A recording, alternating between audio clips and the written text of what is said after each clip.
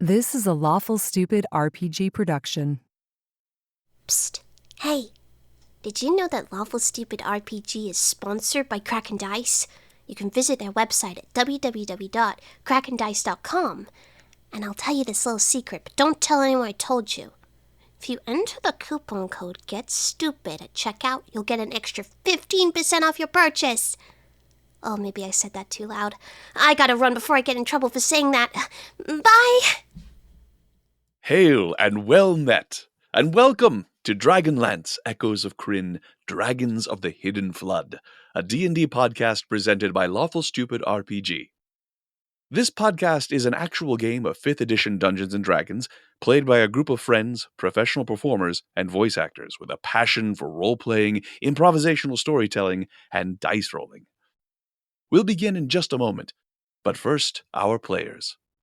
Hello, I'm Jade, and I'm one of the founders of Lawful Stupid RPG. I've been a huge Dragonlance fan since the beginning, and producing this podcast has been a dream come true for me. I will be playing the dwarf of the party named Farron, and I hope the stories we tell sparkle in your hearts like the brightest gems Riox ever dreamed of.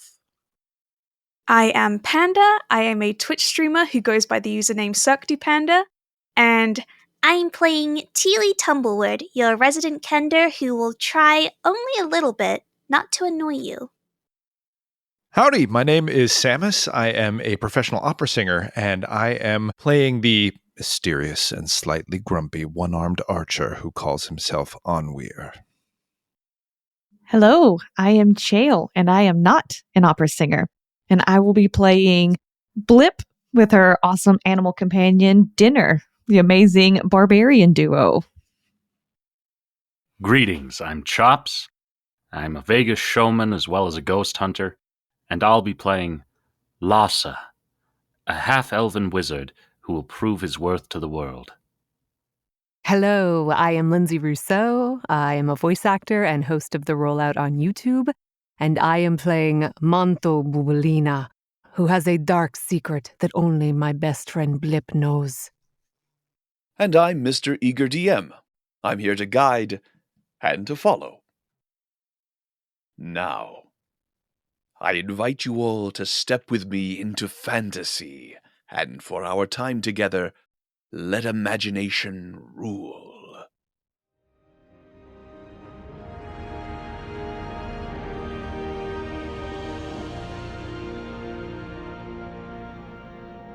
Last time, in a dungeon in the imperial city of Gwynedd, an Ergothian, a Kender, and a Gully Dwarf found reprieve from their imprisonment, so long as they agreed to perform in a new opera about the famous champions of the lance. Meanwhile, a half-elf, a dwarf, and a one-armed human accepted an imperial invitation to attend that same opera.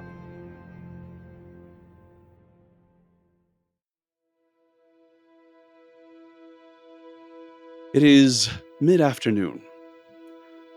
Lhasa, Onweir, Farron.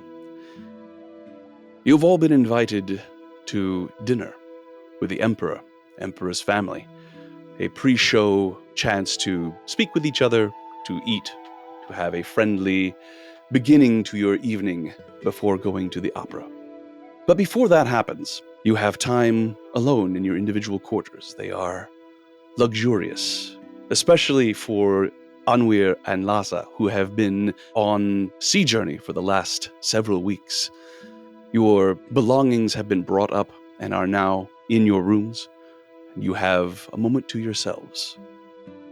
Onweir, is there anything you would like to do?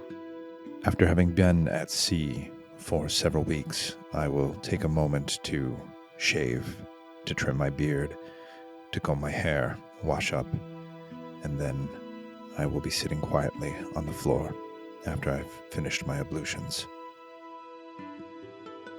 Very well. There are several different jars of unguents, scented oils. There is a very fine length of cloth that at first glance looks like it's just that, a length of cloth.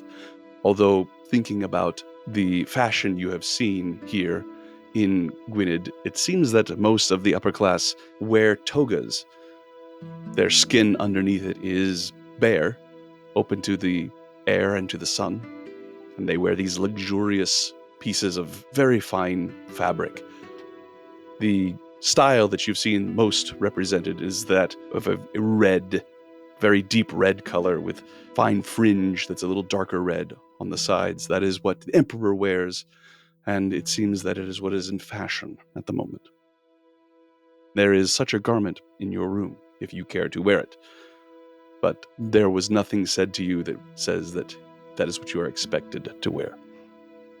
I will touch it, and I think out of curiosity I will try it on.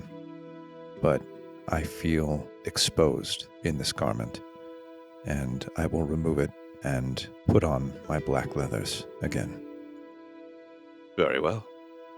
Lhasa, this is the first moment you've been really alone in weeks. Even on the ship, whenever you've had a moment for your own thoughts, you've never been more than a few feet away from another individual. What would you like to do? As I close the door behind me, I find my hands once again returning to the necklace hung around my neck. I turn to it, and with a loving gaze, I say, "You see, Mother, I knew one day I'd be amongst your people. Maybe they will embrace me in the way that I had always wished you had. I know you were unable. But now there's so much to do. I don't know, will I have the time to really get to know these people? Will there be enough of me to help them understand?"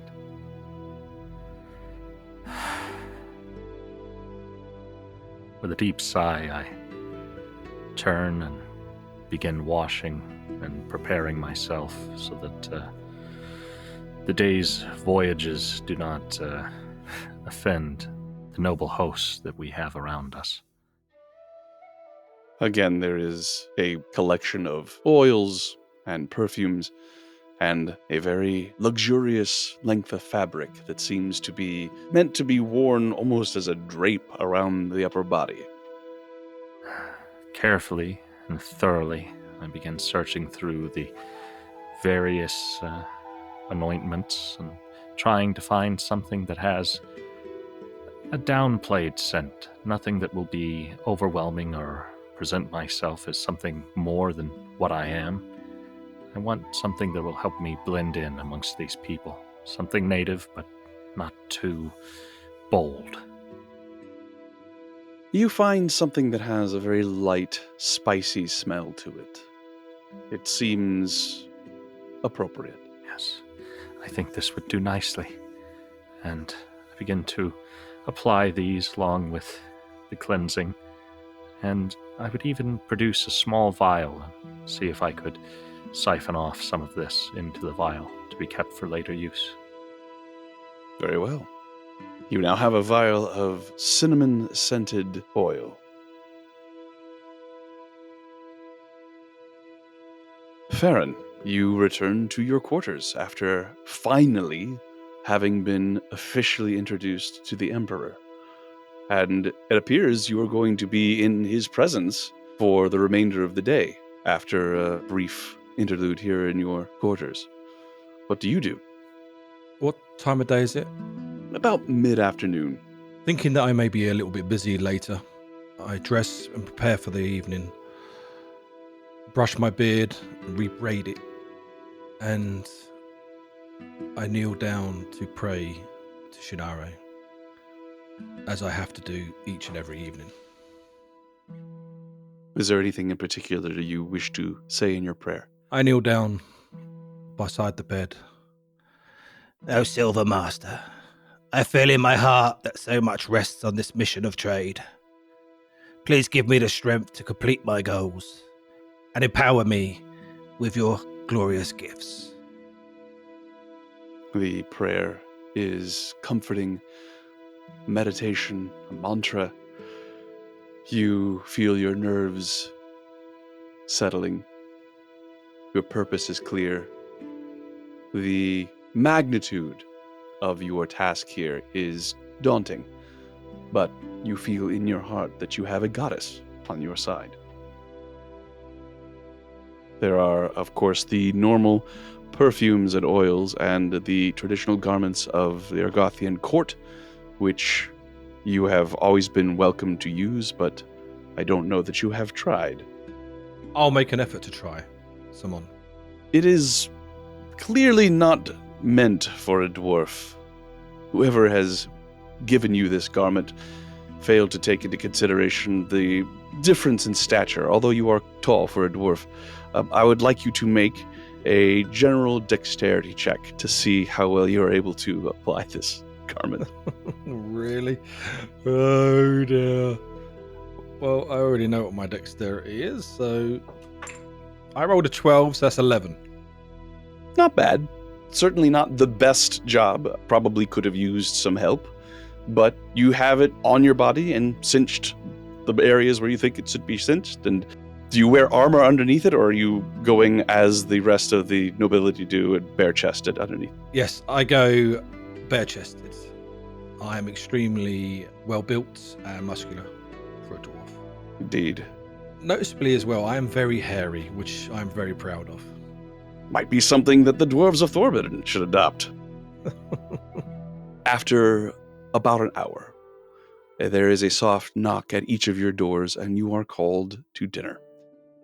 You make your way through the Imperial Palace to a veranda that looks out over the sea. As the sun is setting, you see that clouds are approaching the city.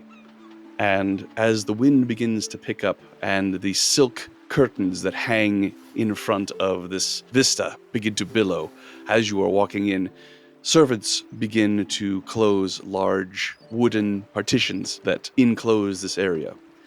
There is a long wooden table of very polished dark wood that is piled with various dishes and baskets of bread and tureens. It appears that everyone is going to be sitting on cushions around this table. It is low to the ground, more of a reclined position as opposed to sitting at chairs at a table. At the head of the table is the Emperor, Mercardior Redic V. And he has at his right, who you assume to be his son, a gangly-looking youth, probably somewhere around 14 or 15, wearing a similar toga to his father, but does not fill it out nearly as well. He has short hair and a somewhat pensive look in his eye, dark-skinned like his father, although not quite as deeply colored as his father. His father has a very deep umber color to his skin and a full beard. His wife, Ostrena, sits to his left, slightly lighter in color. Her hair is in very elaborate curls, and it is bound by a pink ribbon and then cascades down her back, all the way down to the small of her back. And like most of the women that you have seen here in Gwynedd, she is wearing a palla made of yellow fabric that hangs on her body and then is cinched very tightly around her legs. She has many jewels and beads that cover her neck, her shoulders, hang from her ears.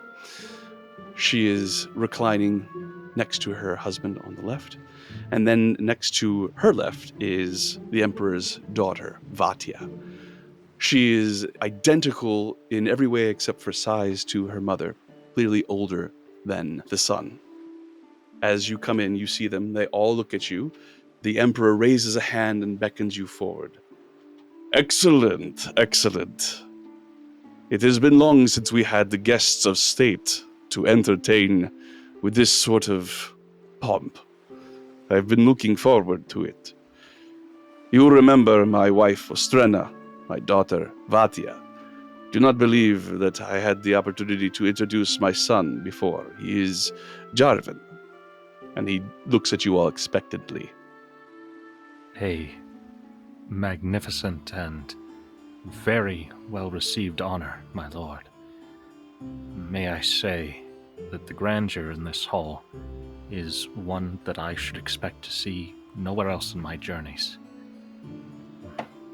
Your son, truly, he honors you with a gracious figure of what will someday become a warrior, and of your wife and your daughter. These are rare beauties, even by the eyes of elves. He grins broadly as your master appears behind you, and he looks past you towards Aranathis and nods. Your apprentice is very, very polite. I look forward to having many conversations with him and with you, Aranathis. Then he looks expectantly towards you, Farron.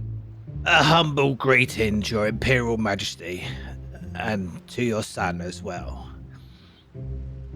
Forbardin wishes to open trade with you once again. And Of course, but such talk is not for dinner. very true. I do apologize. Same as the half-elf said, very beautiful people. Really nice to meet you all. And I shuffle off awkwardly. He nods. There is a slight twinkle in his eye as he does. And then he turns to you, Anwir, and a scribe from the great library. A rare honor indeed. I look forward to learning what brings you to Gwynedd. I am simply here to observe, my lord. And I hope that the words I write will do justice to the beauty that I see. And I give a slight bow. Excellent, excellent. Please sit down, and I will introduce our other guests. He points to other people who, now that you have arrived, also begin to take their seats around the table. He says, "May I introduce the head of the Imperial Guard?" And you see a man wearing scale mail armor, very similar to the other Imperial Guards that you have seen in your travels around Gwynedd. Similar to what Tulian Haxus was wearing, although this fellow's armor seems to be a bit finer and a bit more reinforced. And he has around his neck, almost like a small toga, but very small compared to the rest of the fabric, made of gold around his neck, like a very large and elaborate scarf. And he looks at you all and puts his fists to his chest and says, "I am Praetor Exos Nitros. I am the head of the Imperial Guard, as His Majesty has just said. Thank you, Your Majesty, for the opportunity to dine with you tonight, and the opera. It has been a long time." The Emperor nods graciously, and Exios Nitros sits down across from you, Anwir. The Emperor points to another man who is there with a woman dressed similarly to the Empress, but not nearly as bedecked by jewels and beads. That man steps forward and bows to you all and says, "My name is Daxon Alatu. I am the Minister of Trade and Finance for Gwynedd. This is my consort, Sheltha." They bow before you before sitting down. Both of them sit across from you, Lhasa. Then Aranathis sits down on the cushions as well, nearby, and food is served. The dishes are all very heavily spiced. As soon as they are served, you can smell the exotic scents coming off of them, and although there are a variety of flavors, they all seem to have one thing in common, and that would be very spicy, and most of the meat seems to be seafood. There are a few dishes that seem to have as their main course goat meat. They are all passed around. You have a large amount of a sort of rice-like base, which you then take a portion of and then add the different heavily sauced fish dishes and goat meat dishes. Each of them spiced in their own particular way, but after a while, the flavors begin to sort of meld together and create one long sensation of burning in your mouth. The Emperor leans over to you, Anwir, and says, "You might be a little trepidatious to try this particular dish. It is made with a sort of fermented cream. We don't have very much in common with our neighbors to the north, but the Akul tribes are quite adept when it comes to finding different ways to consume milk. I believe they call this yogurt. You might try it. I dare say that there is nothing quite like it in Palanthas." My diet as a scribe is rather simple. I'm happy to sample, but I'm afraid my stomach might be... I must be careful with the richness of this food. It is quite delicious and rather excessive for my simple palate. He nods and sort of makes a gesture of understanding with his hand and with his face. Is there anything that you wish to do while this dinner is going on? Obviously, you are here playing a different part than who you actually are. My goal in this dinner is to not draw attention to the fact that I'm only grabbing serving dishes with one hand. My left side is still covered by my half cape, and so I'm only eating dishes that I can eat just with a fork or that I can pick up with my hand. I think I'm going to ask for a general dexterity roll on this to see how effectively you are able to hide this without seeming like you're trying to hide something. All right. That's a 7. Unfortunately, although you have become accustomed to only having the one limb, you do manage to draw a bit of attention to yourself as there is a loud clattering of a spoon at one point as you drop it into the tureen with a bit more force than would be necessary.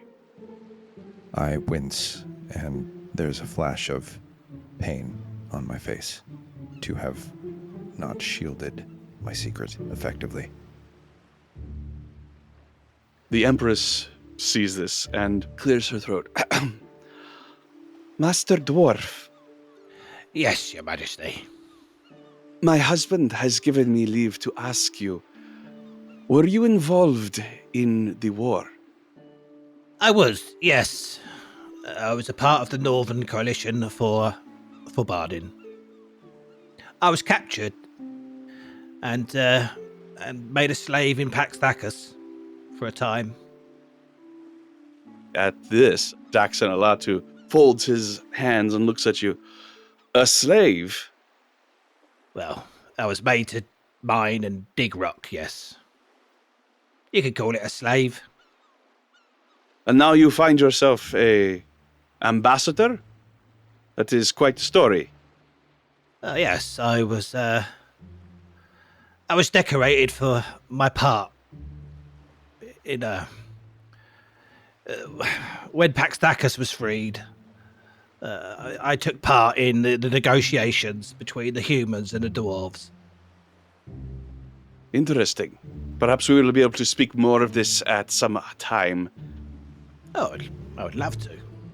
It was my impression that the dwarves of Torbaden were a very insular lot, and I confess I was very surprised to hear that there were any of them involved in the fight against the forces of darkness in the north. Well, they did try to attack Thorbardin, but they didn't get very far. Praetor Exos Nitros nods and says, "They did not get very far in Ergoth either. The Black Dragon army attacked us, but they were driven back." Fantastic to hear. A testament to you Argethians. There is a small throat clearing as Vatia, the princess, looks towards you, Farron, and says, "Is it true that there is a follower of Mishakul who is a woman?" That's very true, yes. The table around you, and Anwir, you would definitely notice this with your very perceptive nature, has gone very quiet as a great deal of attention is being paid to this particular exchange. I witnessed a healer man in the Pax Thacus mines where I was captured. Really? Says the Emperor. I would definitely like to hear more about that. It is a wondrous and miraculous time that we live in. We have Mishelkites here in Gwynedd. Oh, that's fantastic. None of them have shown an aptitude for this miraculous healing, of course. That would be a sight to see. But there are sermons being given in the shelf. Not all of them are. Let us say that some of them do not cast a flattering light upon the nobility here in Gwynedd. Oh, I'm sure if they are chosen by Mishakal, then it won't be long until they are in receipt of that gift. He nods, sort of has a bit of a frowning expression on his face, but nods thoughtfully. Do you have any clerics here yet? Not that I am aware of. I have instructions throughout the city to find them if they show themselves, but so far we have not had any sort of blessing of that nature. Maybe they are not known to you yet, Your Majesty. I give him a smile. I hope that if they are out there, they are not scared. We have nothing to lose and everything to gain by having the favor of the gods with us once again. It has become too much of the current history to ignore, despite what some people might think. There are very few of us around. I bring you Shinari's blessing. Excuse me? I'm an acolyte of Shinari, the Silver Master. There is even more shocked silence around the table as people look at each other, and there's a little bit of a throat clearing, and you look and see Daxon Elatu sort of... Really? It is rather hard to believe, Master Farron. Oh, I felt the same way. Yes. I'm more than happy to... do you have anyone that needs a goddess's touch? Perhaps. Although I would not be... I forgive me, your majesty. I find this to be rather insulting. This is not appropriate for dinner. I do apologize. The Emperor waves his hand and says, "It is all right. There are other things we could discuss." Sensing the discomfort, I would like to break the silence. Your Lordship, tell me of the opera.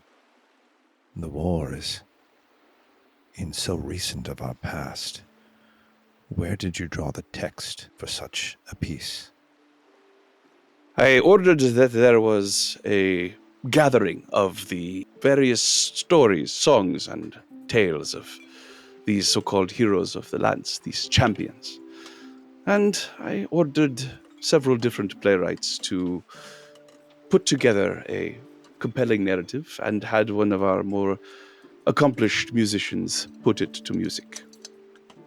I was able to contribute some small musical advice as well as adding a bit to the story, making it feel more appropriate for the Argothians, but really I had very little to do with it. I will be curious to hear your opinions. As a scribe of the great library, no doubt you have a great deal more insight to these various individuals than anyone here.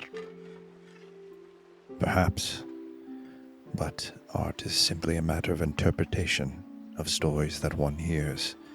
I'm sure it will do your stage justice. And I bow. There is a rumble of thunder, followed by a long call from a horn. It starts very high, and then descends. echoes out. The Emperor looks towards the side of this room that has been closed off, that as you were coming in was open and the wind was blowing in. And he says, that horn tells me that there will be rain this evening. He listens for a moment. Nothing to be concerned about. I think perhaps it is time that we finish our meals and prepare for our journey over to the Teatro Spire. As he says this, Jarvan, the prince, who has been silent this entire meal, stands up abruptly and looks to its father and says, "With your permission, your majesty, I wish to be excused." And the Emperor nods and Jarvan hurries out. If I can make eye contact with Estrena before we depart, I would like to give her a look of gratitude for changing the tide of conversation when my mishap occurred. Very well. Lhasa, you have been silent this entire conversation. As the group is finishing up their meal and getting ready to leave, is there anything you wish to say or any comment you wish to make to the room or to Aranathas?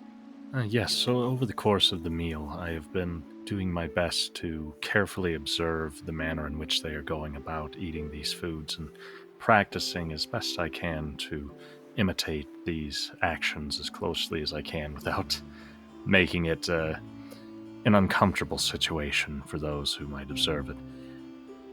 And having enjoyed all these various goods, I would certainly turn to our host and say most graciously, "My lordship, the splendor with which you adorn your table is truly a magnificent thing. There are foods here which I had never hoped to sample in my life, and although I have eaten much of the sea during my time, there are dishes here that expand the mind of those who consume them to new possibilities.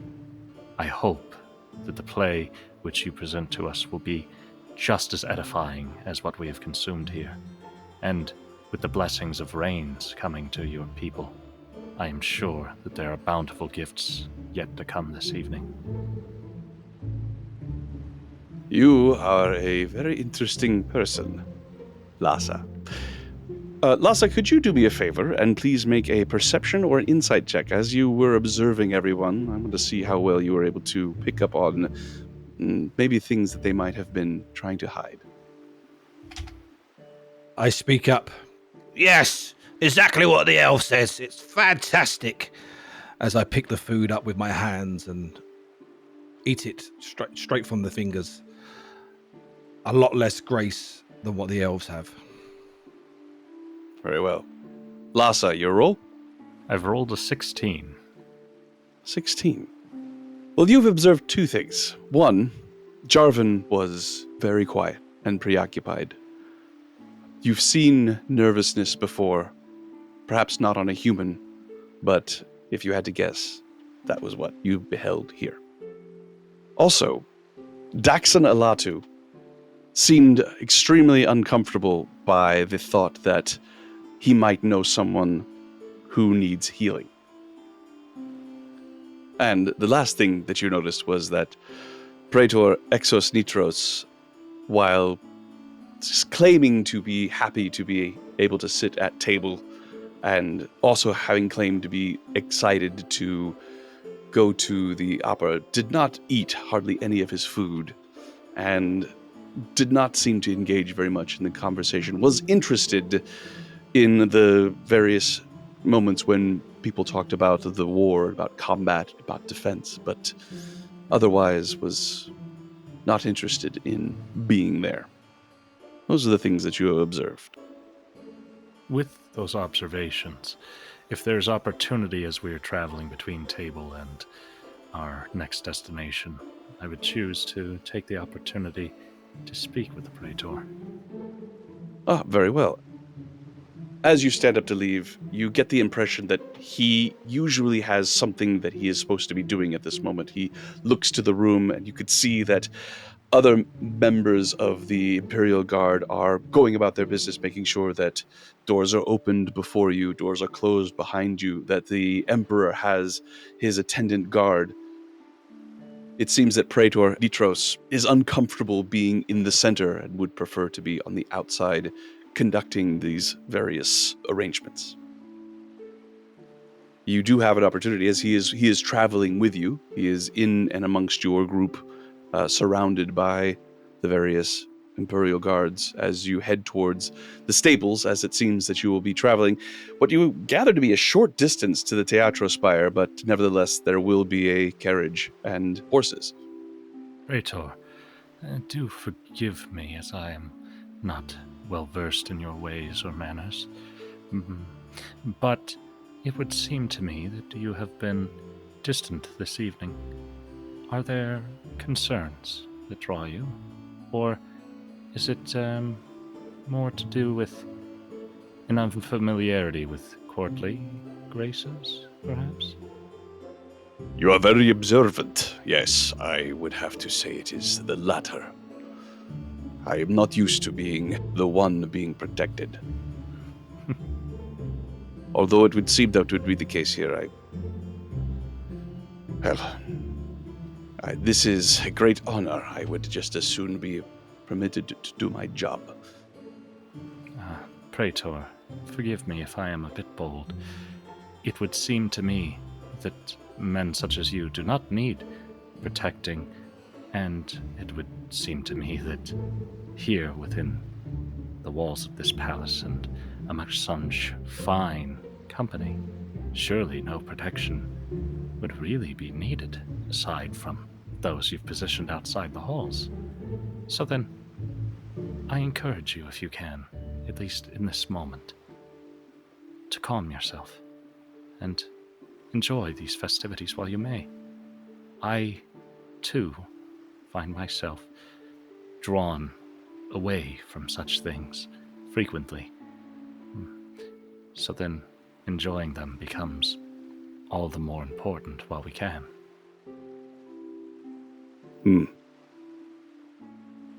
Unfortunately, I am not a person who can live in the moment. There was a minor breach of security earlier today. He adjusts his golden scarf around his neck. Nothing that need to concern you. We are safe. And I am having a good time. I promise you. Wow.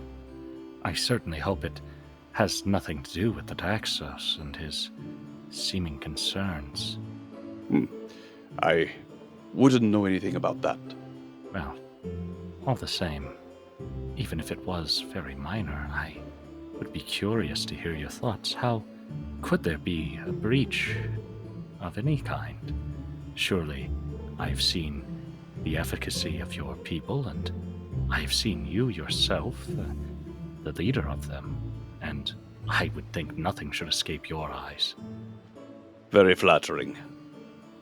If you truly wish to know, I will see that your master is informed. It is not something that we will attempt to keep a secret, but there are individuals who should be questioned and others who should be fully informed before we inform our guests. But I assure you, there was never any danger. Perhaps. But please see that you do. And perhaps it would be not unwise to really consider taking a moment for yourself in this time. I know it is difficult, particularly for a man of action, but so rarely are we afforded a storm and a play in the same day. I like storms. On this we can agree. I've never been to an opera during a storm. I imagine it will be an enhancement. Certainly. It brings many bountiful gifts, no matter where it falls. But I imagine on a stage, it must only draw forth the magic of it. The rest of your journey is relatively quiet, as you can tell that perhaps the Praetor has listened to some of your words. He tries to relax a bit, but after a few moments he tenses up again, his eyes looking around for danger. So as the short ride in the carriage commences, Anwir, you think back to the conversation at dinner. Your heightened senses, your heightened perception. You're playing back the various conversations, including the astounding revelation by the dwarf that he is a cleric. That is hard to believe, but not impossible, although he certainly doesn't appear like any cleric that you have seen, but then you haven't seen that many. But as that revelation was made, you think back to the various reactions in the room. I would like you to make an insight check, if you don't mind. I have rolled a 1 on the die for a total of 8. That is an unfortunate roll. Your finely tuned senses tell you that you might have missed something, perhaps an exchange that happened while you were yourself stunned by this revelation. But as you play the moment over in your mind, you cannot put your finger on what it is that you missed. As you approach the Teatro Spire, you see that it is a building that is roughly cube-shaped from the ground all the way to the top, but then starting in the middle section of the cube, there is a tetrahedral structure that rises up, and then from the top of it, a long spire sticks up into the sky. There is no adornment on it other than it seems to be coated in some sort of somewhat reflective metal, but it is just a large point sticking up into the air, and then the rest of the building extends back from that. The facade of the building has several columns and large openings where you can see people milling about. The rain has just begun to fall, and so there is a little bit of haste being made as people perhaps don't take as long getting into the theater as they normally would. But as you approach, you see people arriving on palanquins, you see some coming on carts being led by horses. The carriage that the Emperor has is a very lavish affair. It is covered and very long and has a team of 4 beautiful black horses that lead it, each of them very ornately decorated with silver barding, and the imperial crest of 3 billowing sails fully on display on the doors of the carriage and also in the front and in the back. As you arrive, we are going to turn our attention away from those who are attending the opera and towards those who are going to be performing in it. Manto and Tili and Blip, as you arrive under guard at the Teatro Spire, coming in from the back, you are met by Berenzi Victo, who comes forward and looks over all 3 of you and waves the guards to stand a little further away from you. It says, "Very good, you have arrived. I must say you look a little bit more presentable outside of the dungeon. I hope you understand, Kender, what a great risk I am taking in allowing this." I do, and thank you very, very much for giving me the opportunity to show off my talents. I will introduce you to the composer shortly, and, well, he will take it from there. Keep in mind that you are representing one of the champions of the lance. This Tasselhood. It is difficult to conceive of a Kender as a hero, but in theater, anything is possible. Upon hearing that, I raise an eyebrow and tilt my head. He is a hero, so I think it'll be easy. I'll be able to do it. Of course, excellent. He turns towards you, Manto and Blip, and looks at you. I believe there is a stable nearby. Will that be acceptable for your companion? Are you talking about my friend Blip, or are you talking about dinner? I lean over and scratch my arm. And as I do, flakes slowly flutter and drift to the ground. Barenzi grimaces and holds a scented cloth to his nose as he backs away and looks at you, Manto. She cannot come inside the theater. I take it dinner is the name of the pig. Neither one of them can enter. As I said, there is a stable nearby. That is the best I can offer. But perhaps there is some need backstage? There is always need backstage, but it is... I am taking a big enough risk having a kender backstage and a prisoner from the dungeon. I have a great deal of leeway given the importance of this event, but it only extends so far. Having a creature such as this backstage, gods above, I simply cannot. I will turn to Blip and crouch down to her level.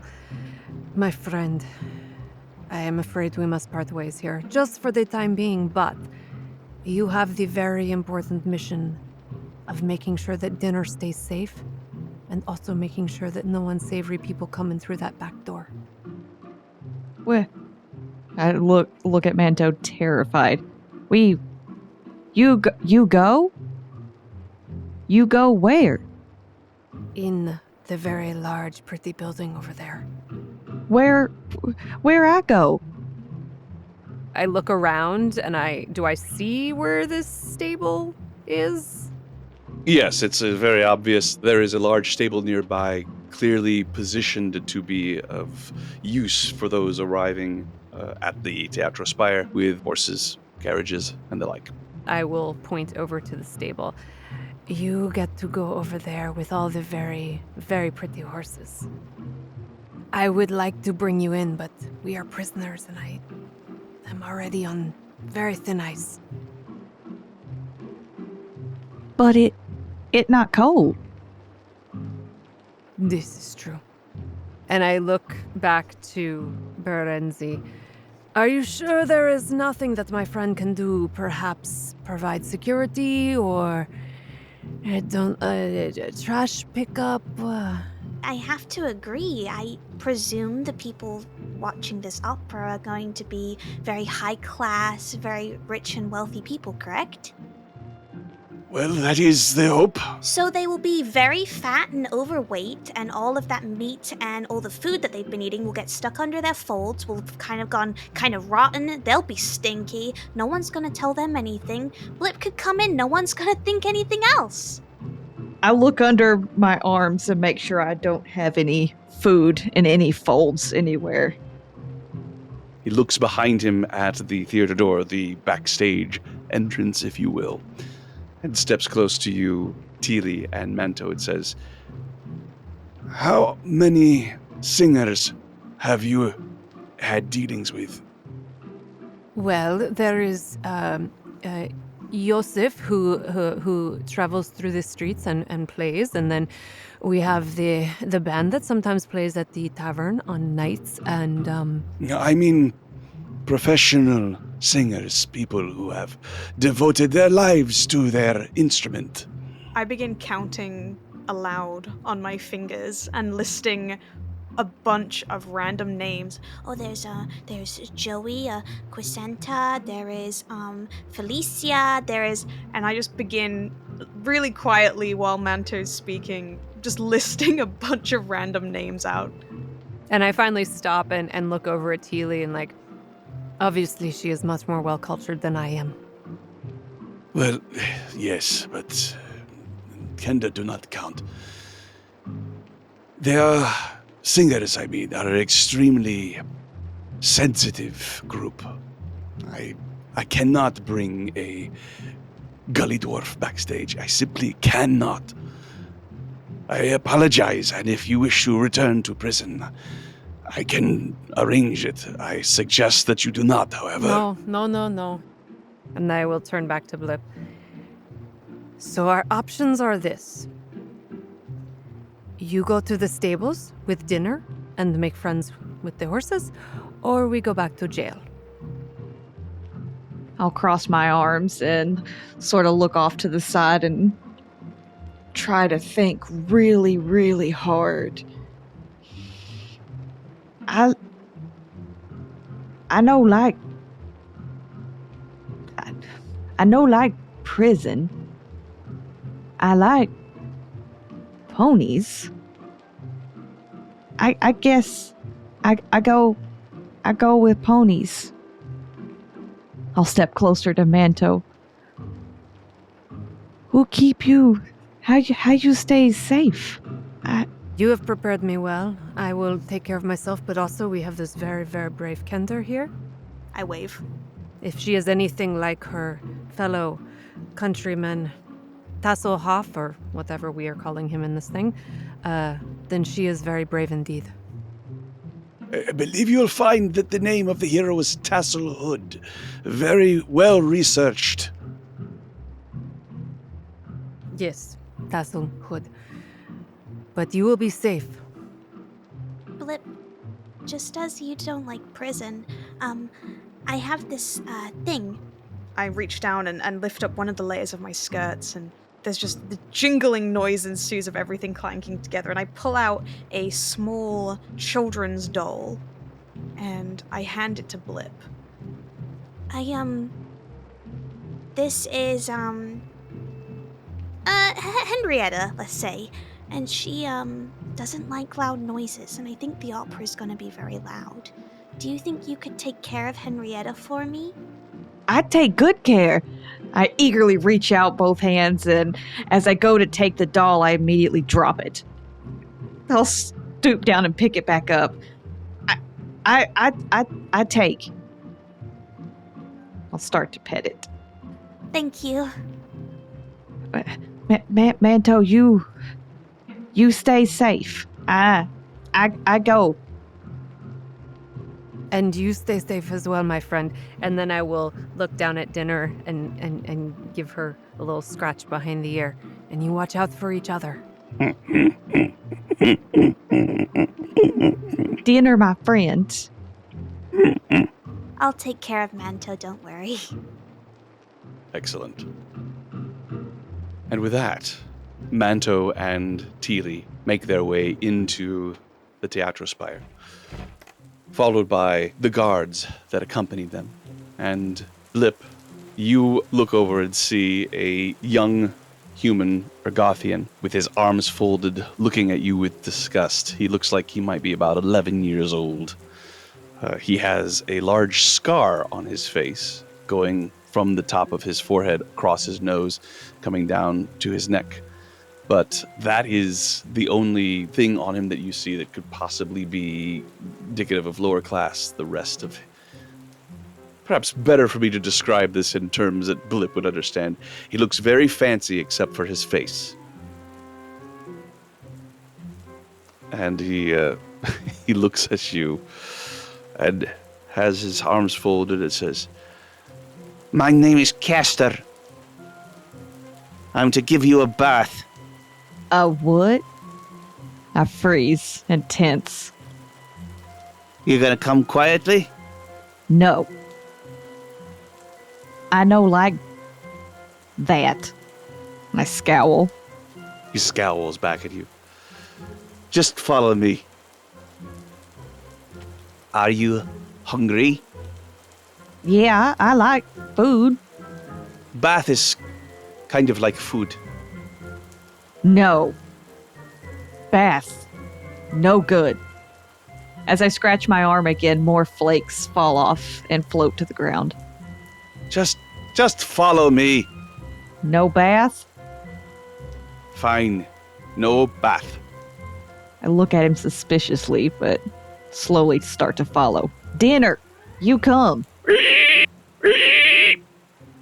The pig trots after you, happily, and you head over to the stables.